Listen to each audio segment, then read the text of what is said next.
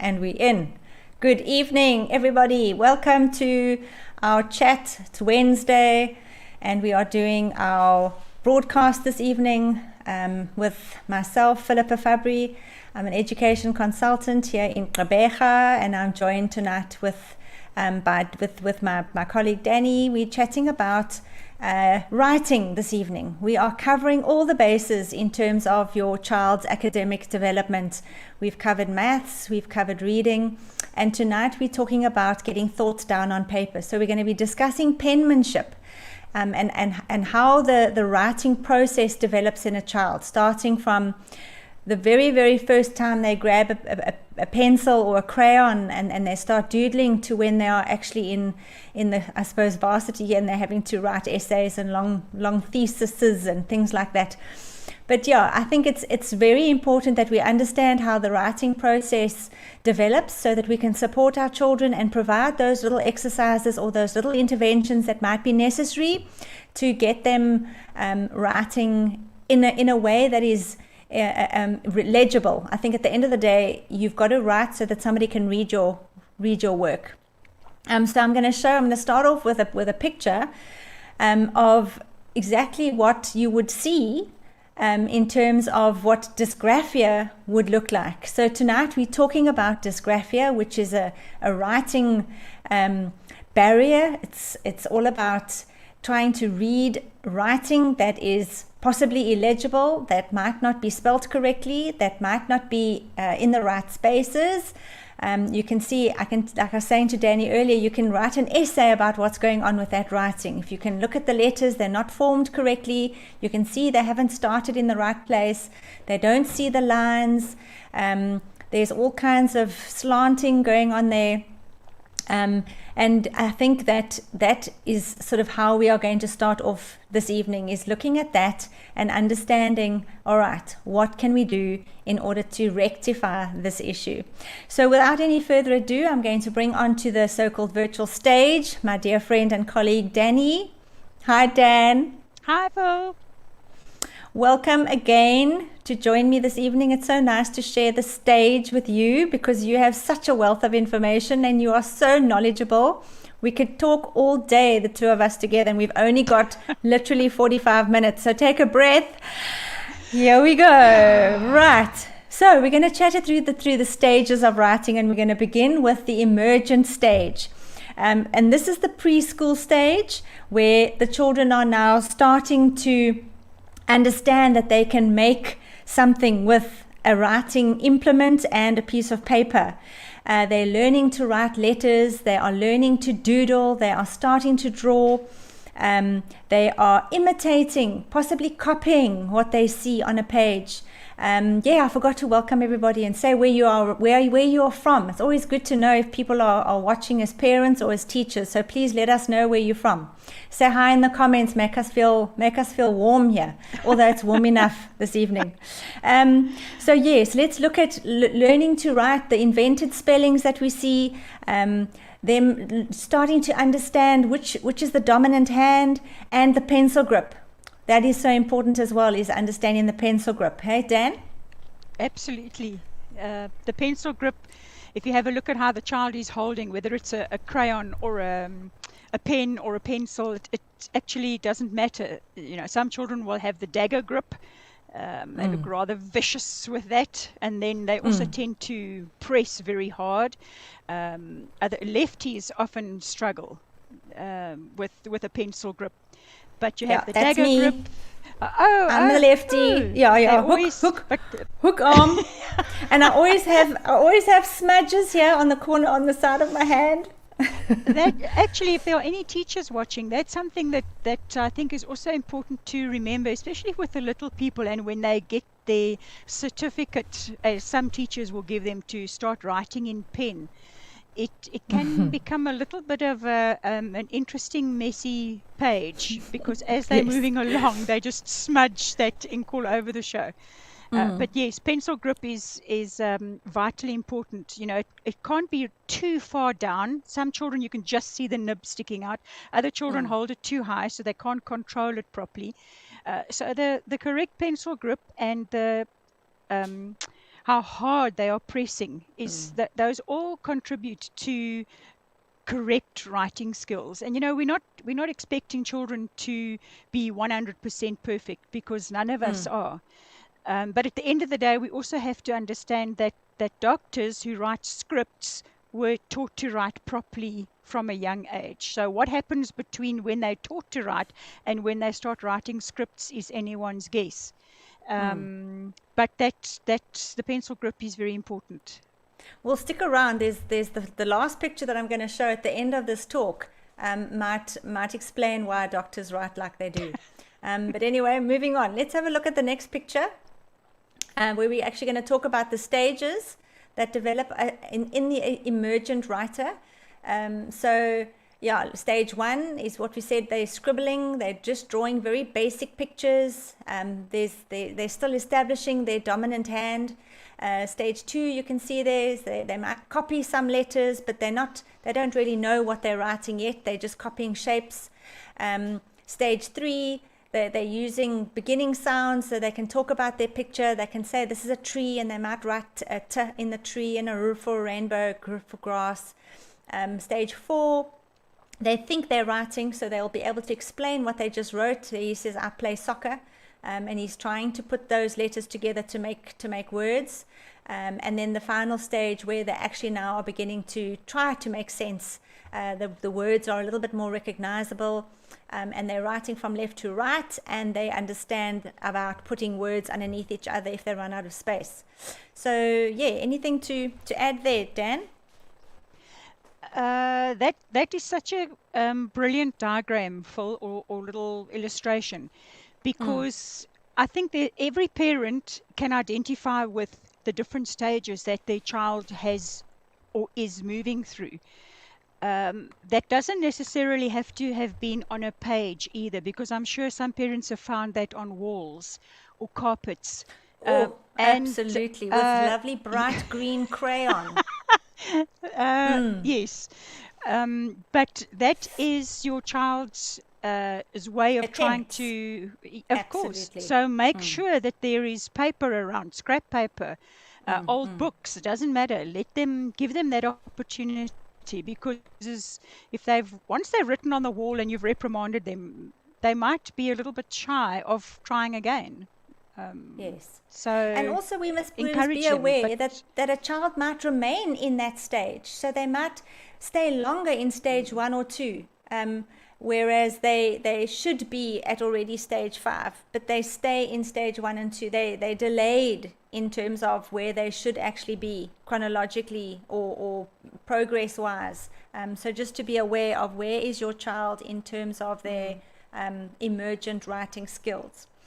Okay, so then we move into grade 1, or grades 1 to 3, where now the teacher is, there are specific lessons that the teacher needs to teach them how to write the letters. And just like we spoke a couple of weeks ago about how the children are taught the phonics, there are specific letters that they start with. So writing is the same. They're always going to start with the easiest first, so they'll start with the I's and the L's.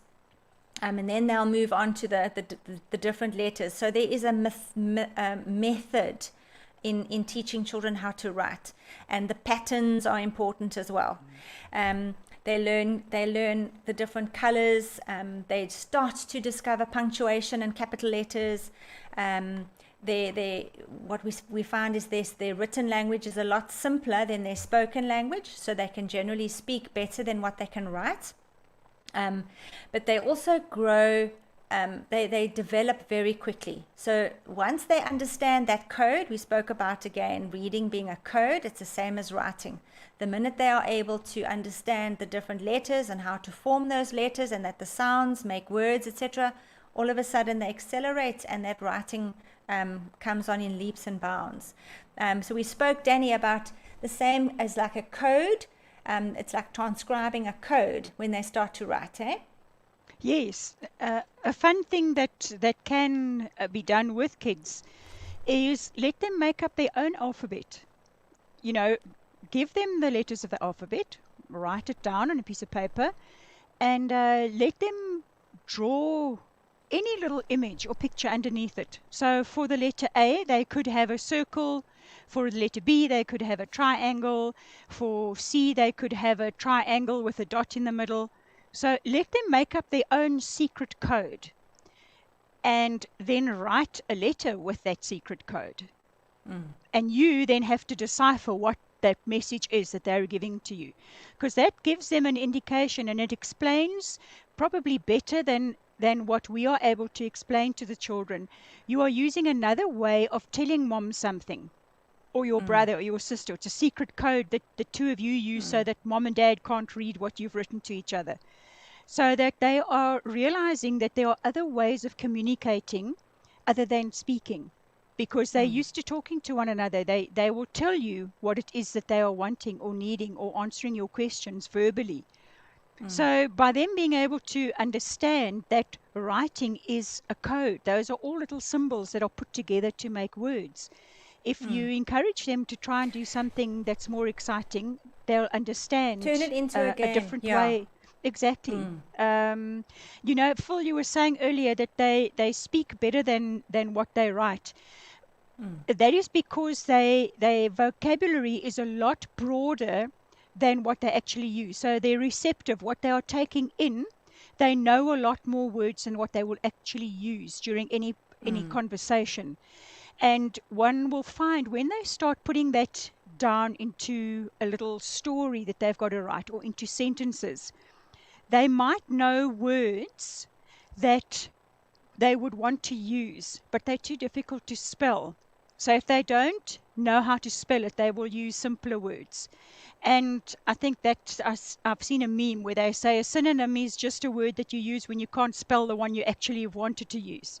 Correct. But at the end of the day, that's what children do. You know, they can't express or they can't write down what they want to always express, but they can tell that they can, and that's what happens in comprehensions. You'll find some children, if you're taking all the spelling and everything else into consideration, they might get 6 out of 10 or 4 out of 10 for comprehension, but if you give it to them orally, they might get full marks. So the writing definitely impacts on the answers and the quality of the answers that they give. Well, that comes, stick around, folks, because we're going to, at the end of this, we're going to explain to you about concessions. If you are needing to apply for those interventions to get your children the support that they need when they are having to write an exam, is that they require a scribe or somebody else to write their answers, because they speak better than what they can write. So we never want to penalize a child because their writing doesn't match how they talk.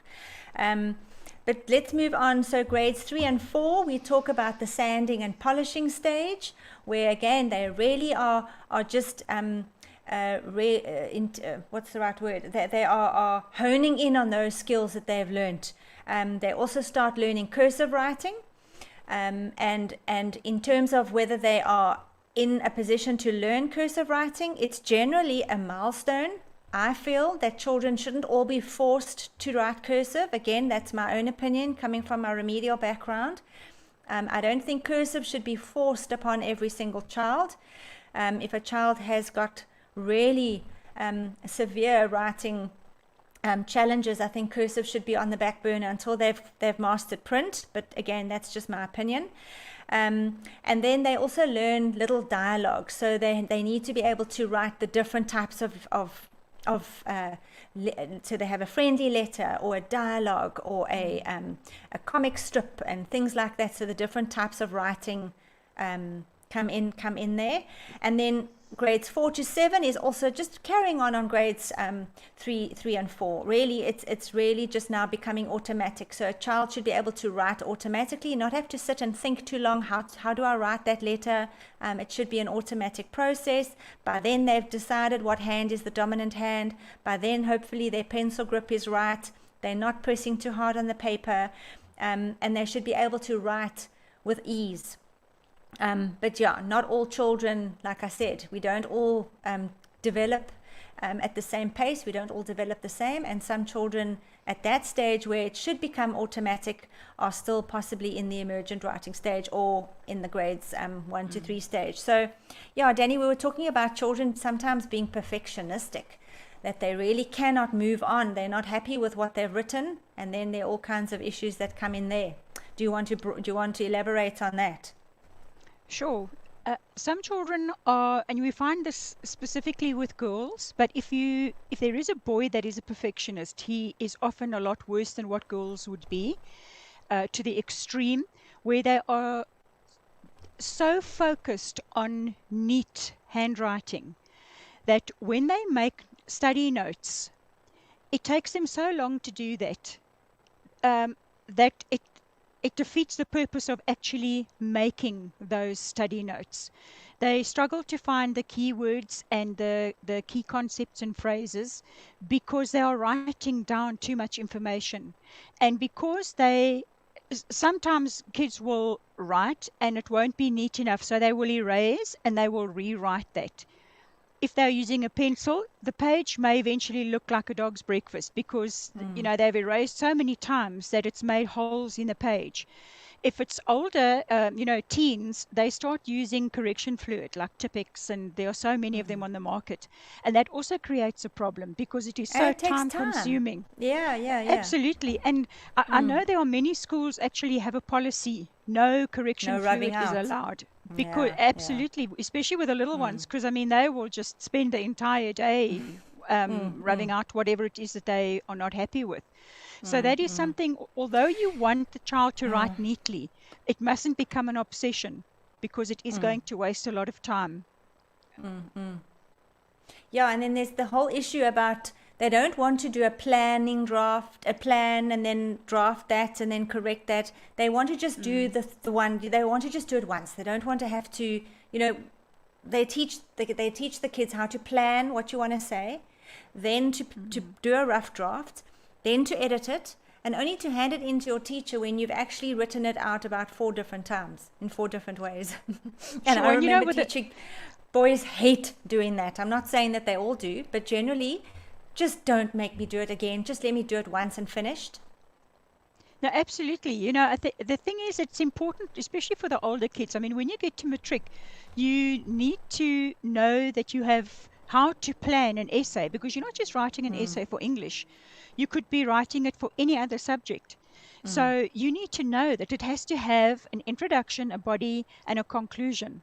The introduction is just very brief and it tells you what it's going to be about. Then you've got the body, which could be 2 or 3 paragraphs, and a conclusion, you don't bring any new information into that. That's a summary of what you've actually written about. So unless the child's actually planned that, not necessarily every single word, but what am I going to put in every paragraph, they are going to find that by the time they get to before they've even started the conclusion, they've written too many words already. So, if a child is struggling with writing, encourage them to make a mind map instead of drawing that traditional plan.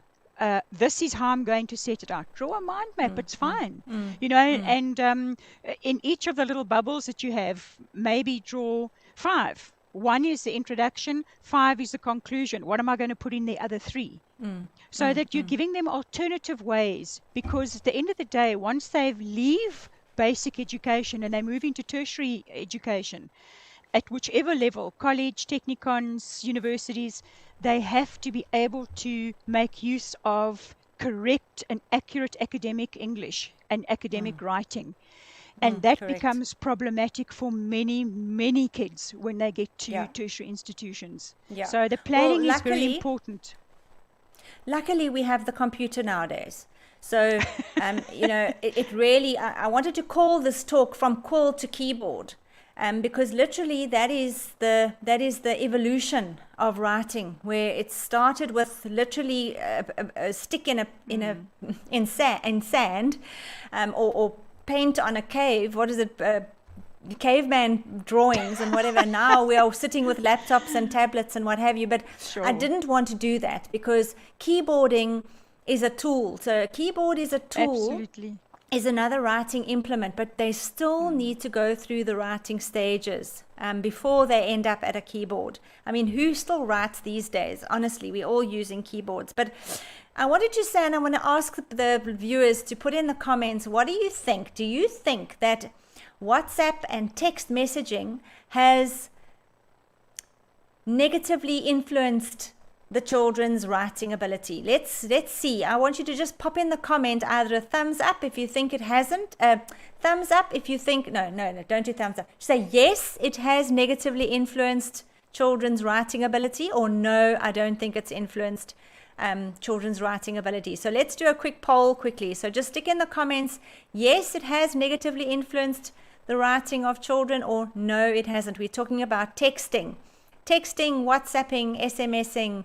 Do you think it has negatively influenced our kids' writing ability? Yes or no? Let's have a look. But while that's coming in, let's move on to high school, because that's basically where children, Tracy, yes, it has. Hi, Tracy, it's good to see you. She's a remedial therapist. She says, yes, it has. Barbara, I didn't greet you. Hi, glad you joined us. Barbara says, hello, was late tonight. Yes, we got that. Thanks, Barbara. Taryn, what does Taryn say? She says, yes. Wendy says, yes. So far, everybody's saying, yes, it has negatively influenced children's writing ability. Facebook user, yes, it has. Okay, I'm going to keep that going while the polls are coming in. So let's talk about high school. So high school we call the sophistication stage, where now they are writing longer pieces of writing. They are becoming more expressive. They're wanting to defend a viewpoint. They might be trying to persuade somebody to join their march against something. So their attitude, or what they think is right, they're wanting to defend that point. We're talking about the written language. Sometimes can become more sophisticated than their oral language, only because that's what we are wanting to see. And then the different styles and purposes of writing. So we talk about journaling. We talk about direct speech, indirect speech. We talk about essays. We talk about writing a project where you've got to now paraphrase and use somebody else's words and make it your own, etc., etc. So it's all about transferring knowledge from the book, or the knowledge that you've gained or learnt, onto that piece of paper. Somebody's saying no, not in the lower grades. Okay, Leanne, she's got a long question there, a long comment. Hi from Crossways. My 14-year-old son is in grade 8, has ASD and has dysgraphia. He's coping at high school, but only as he has a full-time facilitator, as his dysgraphia prevents him from keeping up with the workload. At home, us parents scribe for him when doing homework. Any ideas to help him and us as parents? The hope is that we can wean him off the facilitator in the coming years. His dysgraphia still comes through if he uses a laptop, and it still takes him a long time. I'm going to say, Leanne, hold that thought. We're going to come to that at the end, because I've got some tips for you there as well. Coming from a mom who also has dysgraphia. For my son, he's 17, he's in matric at the moment, and we still have this issue. So hold that thought, Leanne, don't go away. I'm going to come back to that. So Dan, we talk about when somebody can't quite write. What are some of the challenges that they might have? We talk about that they could have a challenge with the handwriting, and we speak about the motor dysgraphia. So that is the ability for the fine motor muscles to work properly. And there we see that they don't hold the pencil properly, they're awkward with their grip, that writing is full of effort. It looks, their hands actually cramp up when they're trying to write. They either press too hard or press too soft. So that is a motor dysgraphia, and that is a problem with the handwriting. The second type of dysgraphia that we see is the dyslexic dysgraphia, where they struggle with the spelling. So their handwriting might be very good, but they can't spell. So they don't understand the grammar rules. They haven't learned those grammar rules. Their phonics is poor, and so their writing is illegible not because of their handwriting, but because of what they're writing. And then the third one is the spatial dysgraphia, which again we saw in that first image where the writing was all slanting down the side. The child hadn't written on the lines. There were letters above the line, below the line, through the line. There was all kinds of issues going on there. So we see the spatial dysgraphia. Also, you sometimes see that they start writing and they move further and further and further away from the margin. They start against the margin, and then as they write down the page, so they move further and further and further away, and there's this huge gap between the margin and their work. So yeah, I think like I said, writing is such a complex skill. It's certainly not something that just comes easily, we just think, they should just learn it easily, it's like riding a bicycle. It's not. There are so many issues that come, that play a role. So yeah, let's talk about the young child and when they're starting to learn to write. Dan, you said about the erasing all the time. Yes, I think what's happening very often, especially we're living in a world where we expect, and children are growing up where things are expected to be done correctly.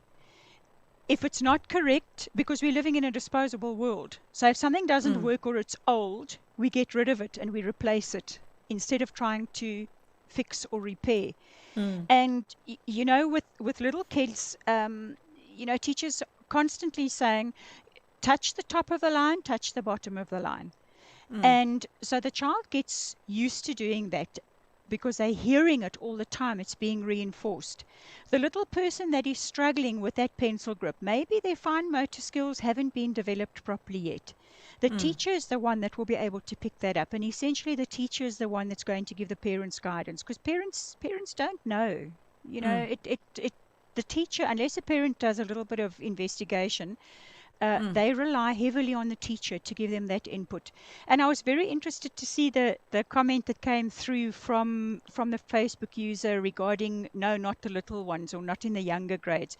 And that just speaks volume. There we go, not in the lower grades. I'm so glad that whoever made that comment, because that is a perfect example of or indication where the younger the child or the children are, the less they make use of technology like a cell phone, iPhone, tablet, iPad.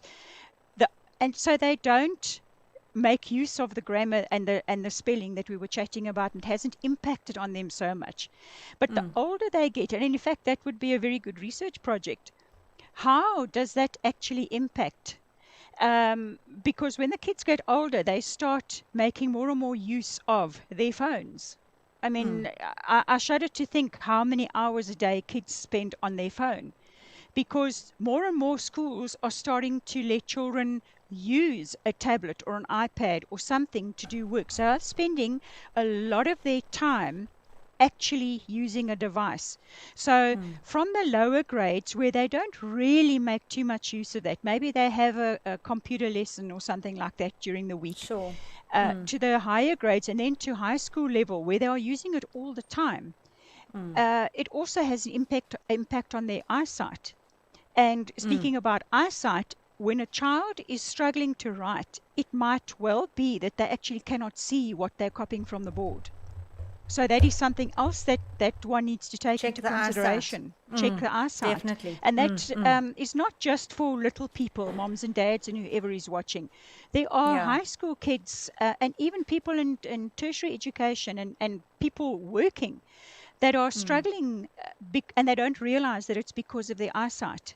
So we always need to remember the ears and the eyes are vitally important when it comes to looking at, is this potentially the root of the problem? Yeah, especially copying off the board, being able to see the PowerPoint projector, or I don't know whether the teachers still write lengthy notes on a blackboard and they have to copy the notes down. But I think generally, if there's a PowerPoint presentation and the kids are trying to see fonts and things like that you just need to make sure that they can see properly. So I think that's very important, is to check eyes. Well, regarding those PowerPoints and anything used with a data projector, you've touched on something that is very important, and that is the type of font that teachers use and the color of the font. because sometimes Oh, the colorblind font, if you children. absolutely. So Colorblind children. Yeah, they can't we're using see. different colors to try and Mm. make children aware Make of it different things, colorful. highlighting Mm. colorful, but it Mm. could impact on kids. Putting too much on Absolutely. one slide, they can't keep up with that, Mm. even at high school Mm. level. I know Absolutely. at tertiary institutions, some of the students have resorted to taking photographs of the Photos. slides. Yeah, yeah. But the problem there is then they don't listen to the rest of the lesson No, or because they they've got record the that now. lesson on their phones. They just Exactly, record the exactly. audio. Yeah. So, No, you're right. also you mentioned writing on the chalkboard as well, or a Mm. whiteboard. Teachers, you need to watch your writing as well, Mm. because the foundation phase teachers, I mean, I take my hats off to them because their writing is always beautifully Mm. neat and Mm. perfect and the ideal example for the children. Uh, and then as you get into the higher grades, it's very difficult to decipher what teachers have sometimes Mm. written on that chalkboard. So Yeah. we need to be aware of that as well, because it Sure. could be quite entertaining how the children You got interpret to what set we've the written. example. Yeah, you got to set the Absolutely. example. Okay, so as we move through, then we spoke about the dysgraphia. So here again, it's the frequently misspelling words, not having a great spelling bank. So resorting to dictionary, looking up words in a dictionary, and again, that's a skill. Don't expect your children to automatically know how to look up words. They struggle to understand punctuation and all the rules that come along with grammar, and often children will write how they speak. Do you remember that film My Fair Lady, where she spoke so badly that some people could not understand how she was, or they couldn't understand what she was saying, and eventually he had to give her some lessons in elocution so that she would pronounce correctly. And it's the same with children. If they are speaking incorrectly and they are saying v instead of th, or d instead of t, and things like that, those subtle little mispronunciations are going to come through in their writing as well. So where we're talking about pencil grip and holding your pencil correctly, and we might need to go and visit an occupational therapist to go and get some fine motor exercises, it's the same with the speech. If your child is struggling to pronounce words, if they have a lisp, and they are battling to write because of how they speak, you might need to go and visit a speech therapist. And again, Danny and I have a list of those professionals that we could refer you to. But yes, Dan, what would you say in terms of helping your children with their spelling and their grammar, use of grammar? I want to just go back to what you've been saying now. We can differentiate, but we can't separate the senses, the eyes and the ears, because a child might be writing things down incorrectly because they are hearing it incorrectly. So whether it's a lisp that the child has got, and when they say the words that they've heard, it sounds different, or whether they actually have a hearing problem and are not hearing the words correctly. That could be why they are not spelling it correctly, and that's why they're not writing it down correctly. 100%. It's very difficult. I mean, writing down spelling words has always been a problem for me.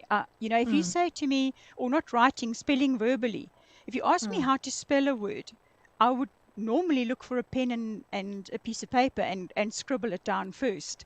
It's just, that is just how I function, and I think for a lot of kids it's very similar, So when it comes to being in a classroom situation, teachers are not just dealing with one child. So moms and dads, please understand that your child is important to you, but also very important to the teacher. And the teachers try very hard to make the kids aware of, this is what you have to do.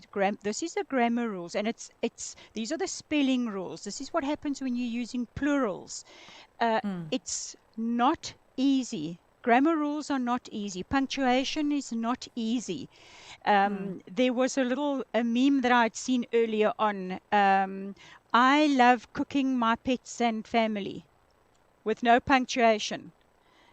So it should be, I love cooking, comma, my family, and my pets, whichever way around it goes.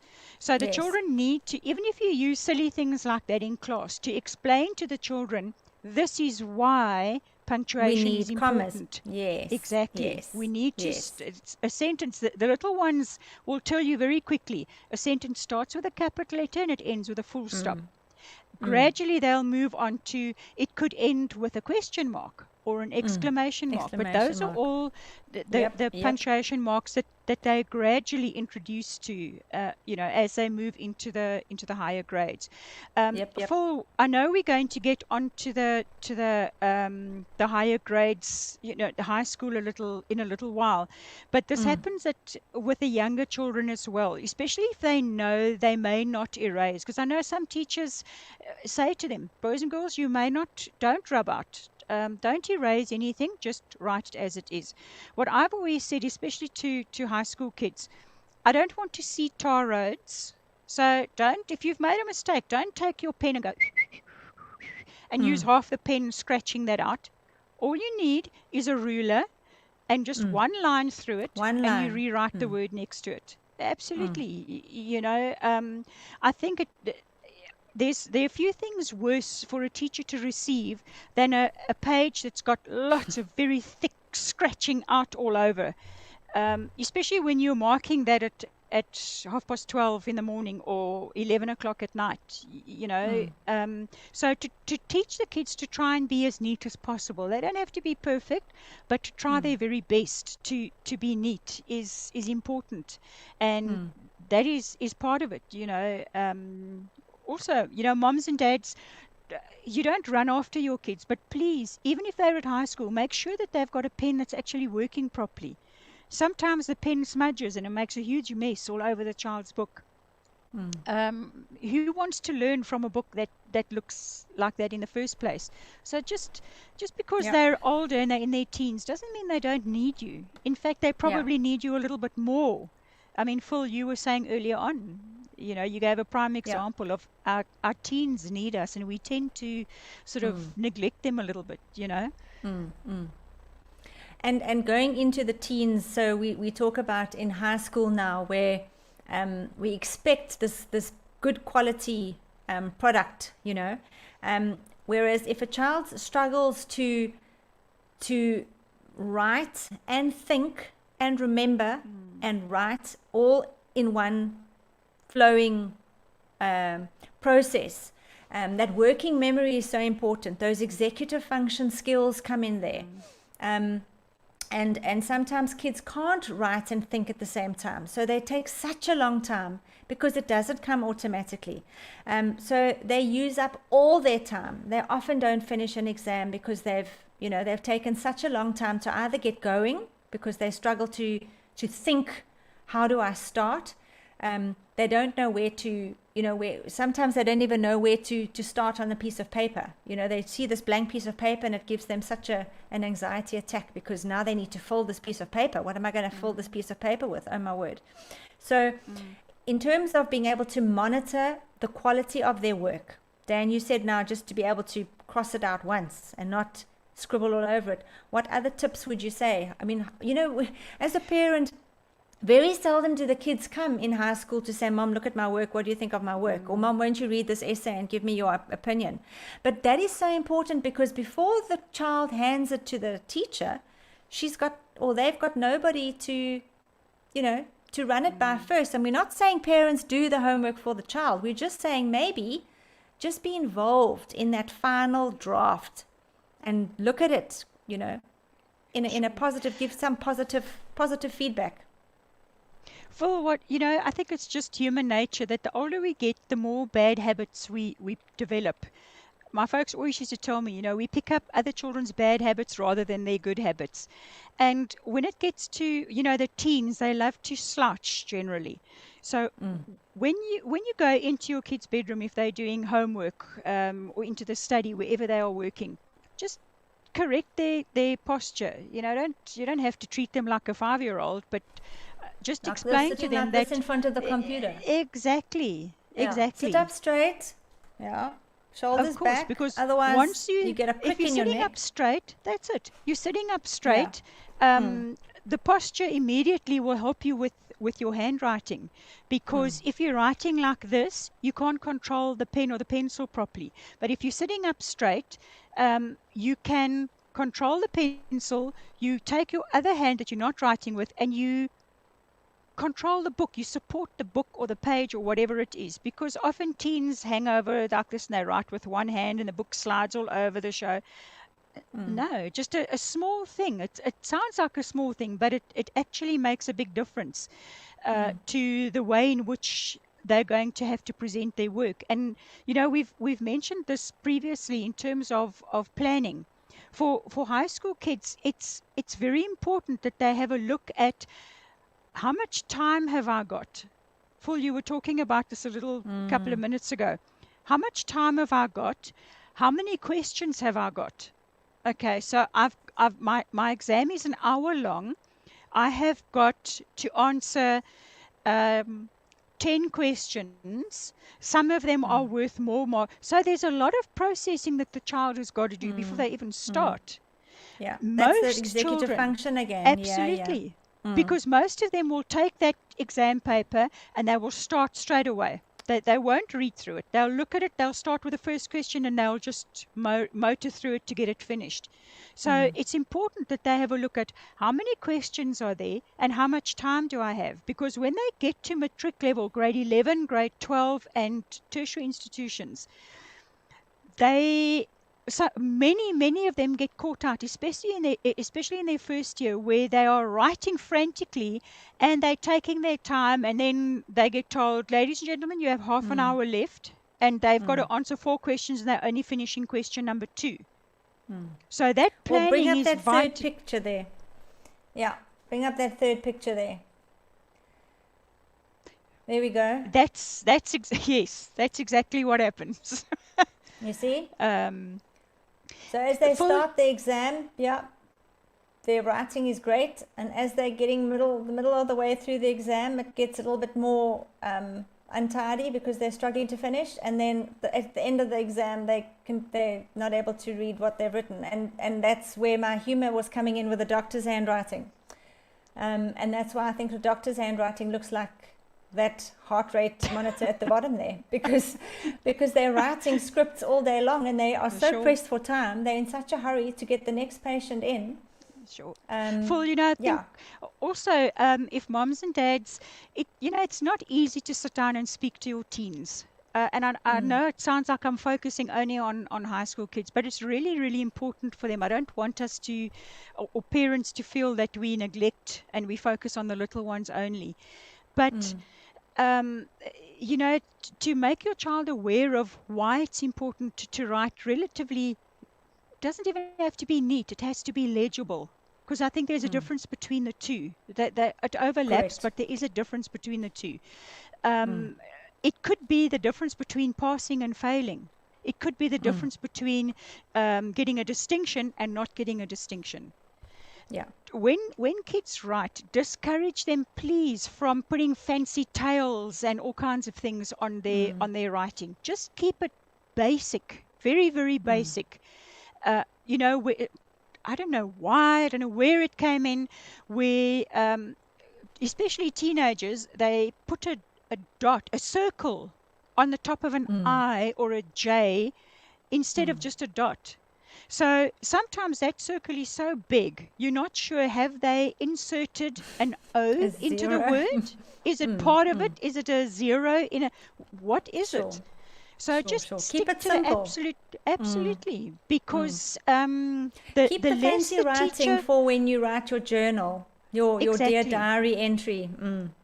Absolutely. I mean, let's see if kids still do that. I don't know if they do. Oh. Such a lovely habit to have. It is.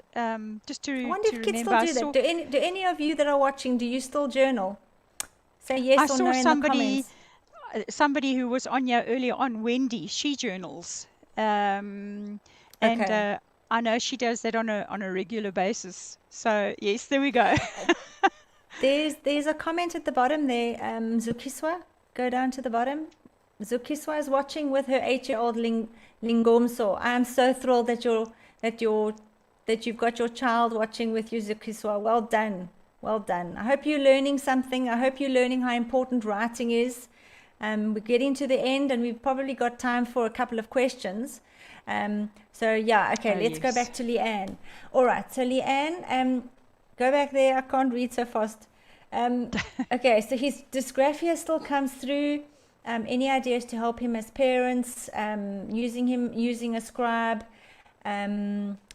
And yeah, firstly, Leanne, I need to know, has he been, if he's been diagnosed with having dysgraphia or dyslexia, that is the first story. So you need to make sure that he has been assessed and that he has a proper diagnosis. If that comes through, that yes, he has been, you have applied, or he has a diagnosis, then you can apply, depending where he is at school. But I know the IEB, they are generally very accepting or very empathetic of children with learning challenges, and they do definitely give concessions for that, which means he then goes into every single exam with a scribe.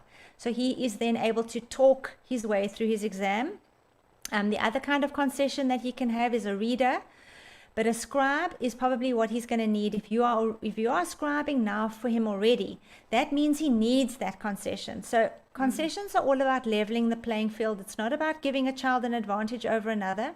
It's about making sure that nobody is disadvantaged because of a learning barrier. So that is why schools like Elson Academy and the other Cape Receive, those schools are all there to guide and support parents to get to be your child's advocates. They cannot always speak for themselves, or they don't always know what to ask. But as parents, you can go and request those concessions. So please do that. And as far as scribing at home, okay, good. He is at an IB school. Well, then there you go. You're very lucky, Leanne, because not everybody gets it right. So if he has got that concession, it would follow him through to matric. And unfortunately, you're just going to have to carry on being the scribe. If he is able to use a laptop or a tablet, even better. And that text to talk, speech to text software is also very good, where if he uses it enough, it will recognize his voice and he can talk into the phone or into the laptop and it will type for him. And no, it doesn't make him lazy. It gives him that tool that he needs. Yeah. Danny, is there anything else you wanted to add there for Leanne? I don't know.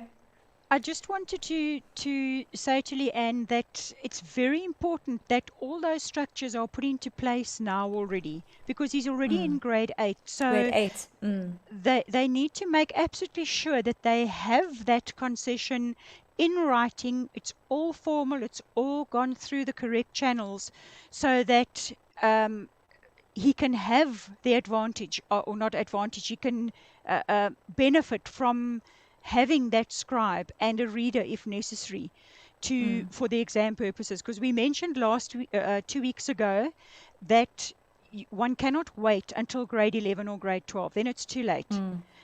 As soon as you are aware that your child is in need of concession or some kind of additional support, try and put the structures in place, because the wheel turns very slowly. And Rona hasn't gone back to China yet, so COVID has slowed everything down a lot more. Try and put those structures into place right now. And like Philippa says, if you are scribing at home, then that's fine. Maybe alternate. You write 2 sentences and let him write 1, so that the task is not so tedious. But he is still contributing, because you don't want him to think, okay, well, mom's going to do all the writing for me today. No, you write a couple of lines, let him do it together. And discuss it with his teachers, so that you're all on the same page with this. He needs to understand that you are not, no one's ganging up against him. The reason why you are discussing this with the teachers and on asking this question tonight is because you are concerned and you have his best interests at heart, and you want to know what can we do to help you. So Leanne, that is what I would suggest, is make absolutely sure you've got all those structures in place, so that he can start using those concessions from this year in all assessment all assessments that they have, exams, whatever it is. If he's got it, use it. I think she's saying as well, they'd like to wean him off the facilitator. Only wean him off the facilitator if you've put something else in its place. So in terms of having the cell phone to take notes, instead of having to write notes, take the cell phone and take photos of the notes on the board, or some way he needs to compensate for not being able to write as fast or as much as everybody else. So if you're going to wean him off the facilitator, just make sure that the school is then willing to allow him to use the cell phone or to use a laptop, other ways that he can. And for sure, I mean, I'm sure he doesn't like having a facilitator to follow him around all day. But at the moment, if that's what he needs, then that's what he has. And kudos for you, and kudos to the school for allowing that, because I know there are some schools who would prefer not to have another adult in the class. We're finishing off, guys. Last few questions. Yes, Dan. Phil, I just wanted to say also, if there are any teachers that are watching, specifically, we're talking about these concessions now. Should there be a child like Leanne's son in your class, irrespective of whether it's grade 11 or grade 2, please take a little bit of time to explain to the other children in the class what it's all about, without belittling or humiliating the child that has the concession. Because you will find children saying, but it's not fair. He's got an advantage. No, he doesn't have an advantage. So it's very important that the teachers handle this correctly in the classroom situation as well. So, I just wanted to mention that if there are any teachers watching. It just takes me back to when my son was in primary school. The teacher, because his writing was so horrific, and he often would write his homework down in the homework diary, and then we'd get the diary home and we could not understand what on earth was for homework. It was just a nightmare. So she made sure that he sat next to a little girl who had the most perfect handwriting and would mother hen him the whole way through and would write his homework down like a real little secretary. Sweet. And so these are the things that we can do, having a homework buddy or a scribe or anything that where, it's enabling, not disabling. Certainly, we need to do things like that. And eventually, as Leanne is saying, you wean that off, you don't take the crutch away too soon. That's what we're trying to say. All right, so I think we've gone 1 minute over time, but we still have viewers. So what else can we tell them? Next week we're going to be talking about, I think, memory, and the different types of memory: visual memory, auditory memory, long-term memory, short-term memory, processing memory, all of that. So stay tuned. Not next week. I keep doing that. Next week we're going to just be summarizing tonight's talk and having some more Q&A. That's a quickie, a 10-minute quickie next Wednesday at 1:00.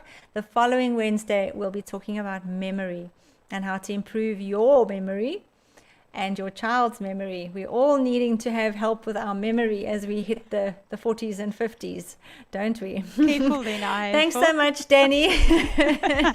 Thanks for joining me, and thanks for watching, everybody. If you enjoyed tonight's video, please share it with others so that we can share and support one another, and hopefully you've gained something from tonight's workshop. And if your child does have a teacher that you feel needs to be a little bit more lenient and sympathetic, and feel free to jot down some pointers and kindly send them along to her in an email and suggest that she doesn't write in yellow Koki on the whiteboard, and that she doesn't use hieroglyphics on her PowerPoint presentations, but that she sticks to plain fonts. So good night, everybody, and thanks, Danny, for joining me again. We will see you in a week's time. Go well, everyone. Thank you for watching.